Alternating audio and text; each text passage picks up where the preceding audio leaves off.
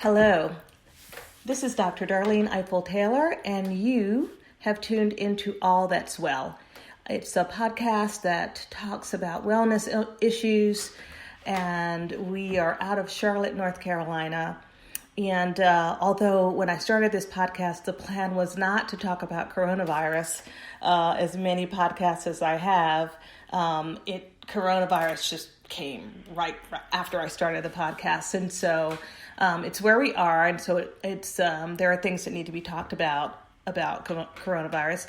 And I will say to you that, and I'm using COVID-19 and coronavirus interchangeably, and I will say to you that I very much look forward to a time in which we don't really have to talk about it much anymore. This broadcast is a COVID-19 success story, and I thought that it was important for us to have one of those for you to listen to and to ponder about. And it's sharing really positive things is what I love to do. And I'm very, I guess I'm an optimist, and I do consider certain things, I call them COVID blessings, just great things that have come out of this really, really difficult time for, not just our nation, but for the world. So today we are going to talk about a really positive thing that's happened. And I have a guest today. His name is Dan. I'm just going to call him Dan. I'm sure his full name is Daniel, but I'm going to refer to you as Dan. Dan, are you there? I'm here. Awesome. And the reason why we have Dan today is because Dan was COVID-19 positive, and he is several weeks out of that scenario. And I thought it might be helpful to the listeners, Dan, to just kind of hear your story and kind of if you could take us through it, because there's so much mystery around it. Everyone knows they don't want to get COVID-19, but they don't really know what it would be like and what kind of steps they would need to take if they started to have symptoms. And I think everyone knows now, I hope everyone knows now, that COVID-19 presents differently in different people. And so it's a tricky one. It's a tricky virus. I don't like it at all. As a physician, I don't like it at all. And so it's different in different people, and we want to talk some about that as well, because my understanding is that you had different presentations within your family. So could you just tell us, Dan, how did you find out you were COVID positive? I mean, what did you start to have symptoms first, or? Yes, I did. That was the big tip off was a fever, mm-hmm. And just as a bit of background. So I'm 34 years old, mm-hmm. pretty healthy. Yeah. I could stand to lose a few pounds, but mm-hmm. Not taking any medication, not mm-hmm. on any kind of specialized diet or anything like that. Can I ask you, do you have anything like asthma or any pre-existing conditions? No, none. No symptoms or no conditions or anything like mm-hmm. that would mm-hmm. put me at high risk. Yeah. So I pretty rarely get sick. Maybe less than once a year get the cold. Mm-hmm. I get the flu shot. I get an annual physical. I try to do the basic preventative things, but mm-hmm. I consider myself a pretty healthy person. Okay. So in my case, I work in an office as a financial advisor, and mm-hmm. this was in March. We started to really get the gravity of the coronavirus and businesses sending people home, working from home. I had the ability to do that. So mm-hmm. on a Wednesday, my company did sort of an emergency response and say, all right, everybody, we're going to come into this room, 5 or 10 at a time. We're going to upload your computer with some additional technology so you can work from home. Okay. So I have a plug-in desktop. So we went in there. It was Dan, let me just stop you. And there will be times I stop you just so that the listeners understand what you're saying. So you saying your company called you in prophylactically? This is before you had the fever? Yes. Okay, yes. That's great. Okay.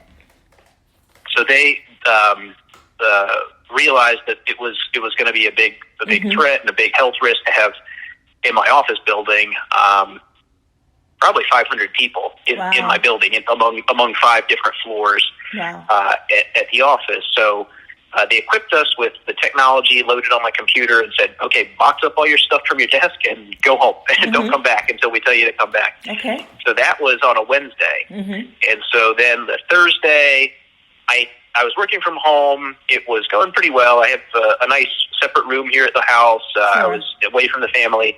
And I just felt a little tickle in my throat, and I kind of ignored it. And then the next day was a Friday, and the tickle in my throat got a little bit worse. So and throughout the afternoon, would you consider it, like, did it go from a tickle to, I'm literally going to be specific about this because people really want to know. Did it go from a tickle to a sore throat? It was a tickle to like a cough, like where you feel like you just got to keep clearing your throat. It wasn't like a productive cough. I wasn't hacking, but I could tell this is not normal. This isn't what I normally do. Is it allergies? Is it dusty in this room? I didn't really think it was that serious. And then in the afternoon on Friday, I just started to feel really run down, just really tired and exhausted. And I also was wondering, is it just because I'm working from home in a new environment? Am I working too hard? So I just felt really overly tired. And my wife was kind of giving me a bit of a side eye. She could tell, like, you're not 100%. You're not telling me something, but you're not like coughing up blood. So I'm not gonna confront you about it. And for our listeners, tell us your family constellation. So you're married. So at home at that point was your wife, and then your children. You have children. Yes, wife married. Wife is 36. She's going to not like this part when she hears this. But, you're young, so you're she's young about people. the same age, healthy, and no pre-existing conditions for my wife either. She does have generalized anxiety disorder, so she takes an anti-anxiety medication, but no asthma, no kind of respiratory illnesses. And we have 3 young children. This is where it gets really interesting. We have a 5-year-old, very healthy little girl, a 3-year-old boy, very healthy, and we had, at the time, a 3-month-old newborn. So she's now 5 months old as we're recording this, but she's a newborn. She's just a few weeks removed from being home from the hospital. She was a healthy delivery in December of last year.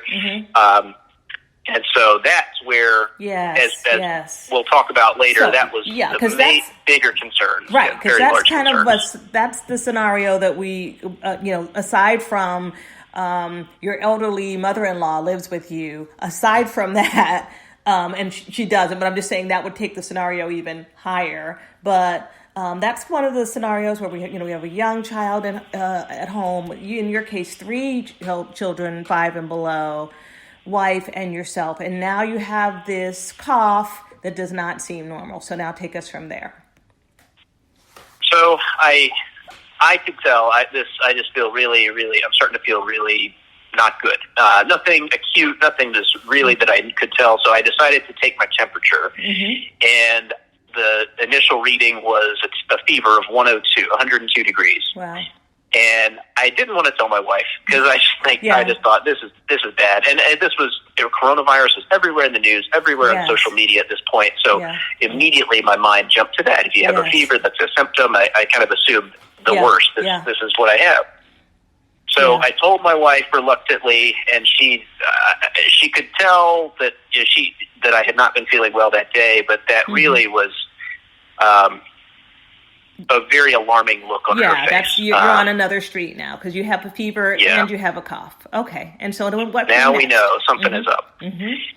So I thought, well, what if I sleep it off? Because I've had that be the case sometimes in the past, where I have a low-grade fever, sleep it off, just take some NyQuil basically and knock myself out, and Dan, a solid 10 hours. For you and others, 102 is not low-grade. Go on. Okay. So that's what we decided to do. I said, I told my wife, I need to separate myself just because being tangentially aware of what's going on in the world, it's easily communicated. So I'm going to sleep in the bonus room tonight. I'm going to take some I think I took a sleeping medicine that we have to see if I can really just not nip this thing in the bud and sleep it off. And if not, in the morning, then I'll call my doctor. Yeah. And so that's what we did. And woke up in the morning, got a decent night's sleep, but did not. The fever was still there, around 101 or 102. So I called my doctor's office, and sure enough, they're closed. This was a Saturday by now, and so they have the nurses line or nurses hotline. Sure. And I said, this is what's going on. I'm concerned I might have the COVID-19, and by this time I had developed a full-on cough. Wow. A consistent cough. Yeah. And the nurse said, well, you can come to urgent care, and they will give you a test, and a result will be available in 4 to 5 days. Wow. So to me, that seems like, that's a long time in purgatory to wait 4 to 5 days. So I actually had a colleague that I texted, and she said that this was separately, she had texted some of our colleagues the day prior and said, hey, I'm not feeling great, I'm going to go get tested. And she actually said she got a result within 12 hours, and it was negative. Okay. So I texted her, and I said, well, where did you go? If you got a test result in 12 hours, where did you go? So there's another hospital system in town that is not where my doctor is not affiliated. So I called the other hospital. They also had a hotline, and I said, these are the symptoms I have. I'm concerned I may have COVID-19. And they said, can you come in an hour and a half? We have an opening for you to come get tested at a drive-up facility in town. That's great. And I want to stop you there, Dan, because, some towns, again, this is just for listeners, some towns have that available and some towns don't have it available. I think there are a lot of people who maybe would have gotten to your point and not really known what they should do or where to go. Certainly we were told, not to go to emergency rooms, and that's not a great idea. I think it's wonderful that even, the other hospital system had a hotline. I think most towns have a hotline, and I want to just say that to listeners so that you don't let things go too far, because at the point that you have fever and cough, you've got to get tested. So, okay, now continue, please, Dan.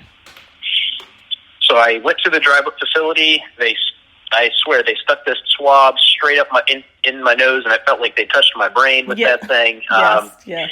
It was pretty intense, but it was over. I drove up. There was one car ahead of me, and I waited maybe 2 or 3 minutes. I got to the line. They took my information and didn't ask for payment, didn't ask for credit card or insurance information, which I was really surprised by. That's really and good. They swabbed me, and they said, we'll call you. We'll either call you or email you once the result is ready. And so I came back home and preemptively secluded myself in the bonus room. And I was wearing a mask, again, just kind of being aware of what was going on in the news. I do some woodworking as a hobby, so I had these dust masks. They're not medically approved or any kind, but at least they covered me. At least they covered you, yeah. Yeah, and so I was in the bonus room the rest of the day and texting with my wife, and that was not fun. I could tell there was panic and fear in her mind. She's taking care of 3 kids by herself. Wow. Under 5. None of them can really help her out a ton. The older ones can, they can fend for themselves a little bit, but the infant needed. Yeah. So that evening throughout the course of the day, we were just praying, letting close family know this is what's going on. We're waiting on a test result.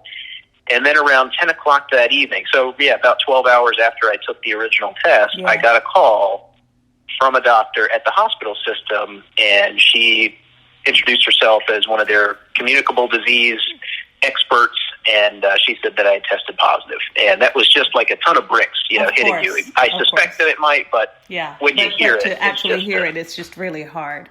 And so just fast forward. Well, first of all, can we just talk about the feelings around that? I mean, you'd already secluded yourself. Now you've got to go tell your wife, and obviously you're going to have to tell extended family. And the babies are there, and so now your wife and the children have been exposed because you really just started secluding yourself 2 days prior. So tell me about the feelings in you when that happened, when you got that call. Well, yeah, for me, it was, I guess, some guilt.